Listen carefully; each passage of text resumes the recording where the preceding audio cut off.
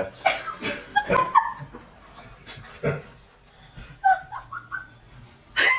That crossed the line.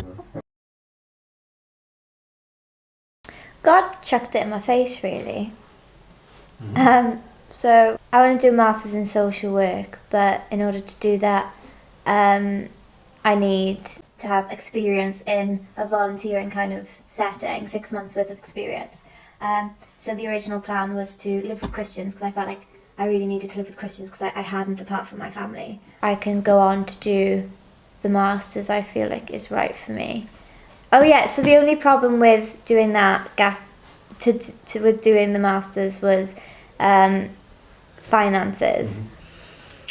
But then I got told about this gap year, and you get 9 months of experience in a volunteering role. You just ticked all the boxes.